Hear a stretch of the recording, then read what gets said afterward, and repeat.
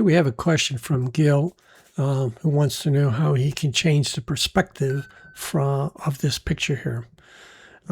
Under normal circumstances, you can't change the perspective because you can only orient things in the X and Y coordinates. This would require that the image be able to twirl on the Z axis. But let's see if we can do something using planar tracking.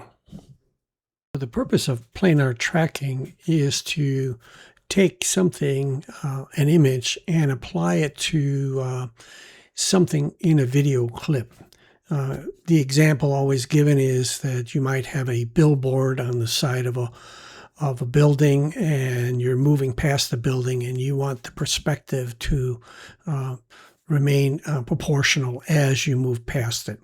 So that's the concept. Now, I don't have a moving image, but I do have a video clip here.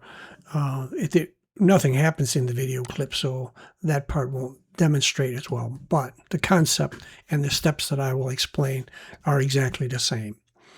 Now, on top of that, then, so this is our plane on which we want to add our perspective. And it doesn't have to be this. It could be the entire screen or whatever.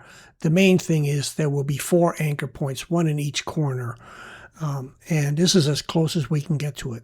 So let's take the image that Gil has, that he has posted, which is this image here. Okay. Now this, it could be a little bit bigger, but it doesn't really matter. Let's just, okay, the only thing we're going to use is this, which is on the inside here. So we're going to go ahead and crop this image and then to get it. And what we're going to do is we're going to go to the custom ratio so that we can push each corner in. And I'm just going to stay a little bit inside this picture here, inside this selected image here. And I think that should be fairly clean. So now we have our image here, and let's just resize it. Okay, so there's our image, and we can see that it's a very, very sharp perspective in the order of the Z-axis. So the first thing we need to do is we need to apply the planar tracking to our video track. And we're going to do that by just hiding this for the time being. We're going to select this track, and we're going to go in Video, Basic, and we're going to go down until we find planar tracking, and that's right here. We're going to turn on planar tracking here. Now, we need to do the tracking, and that would be for the full length of the clip. So what we're going to do is we're going to take our anchor points and we're going to put them at the corner. And you notice the little magnifying glass there helps us to get the exact location where we want it to be.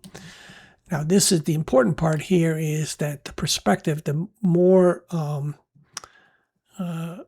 angular you want it to be, the more you want it to be in like whatever kind of shape that matches your background, whatever it is that you want to be your background. So I have to say this is not particularly very angular here, but it will demonstrate the point.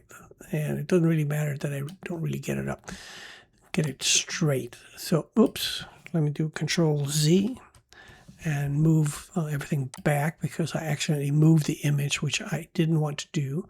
I only wanted to do this. So this is the plane that we want to track, and we want to apply this image to. So we're going to just go ahead and use the auto mode here because this is a fairly simple shape. If you have a shape that really changes a lot during your video clip, then that won't work. But if you're just trying to apply this image to a static image, then you do the same thing that I did here. You take a static image, you turn it into a video clip, and then then you can use the planar tracking. You can't use the planar tracking on a image as opposed to a video clip. So let's run the audio, and it's just a 5-second clip. So we're just going to go like this, and it's going to, okay, be helpful if I do the start. So now it's tracking the plane. In this case, it's a very easy plane to track because the shape of it is not changing. The purpose of it is, as I said with the building image, the plane might change perspective. But using this technique, we may be able to trick it into giving us a perspective look that we want. Okay, so now we have tracked it. I didn't do a good job up here, but that's irrelevant. So now what it tells us down here is we can now link an element. And the element we're linking is our image here. And so let me just hide it again. And then I'm just going to see import from computer. So it doesn't recognize this image here. Let's just enable it. There we go. I called it perspective image when I copied it. So that's just the name that I gave. And it took the image and it actually shrunk it down with that perspective. And if it was an actual video clip, it would retain the perspective and these corners would change. And it could be that, to get this really tight like look, that you have something to this effect, or maybe it gets larger down in this side, and now you're kind of getting that perspective look, but you're matching your anchor points on your video clip to the way you want it to look. So this is the best you're going to be able to do in getting a Z-axis perspective.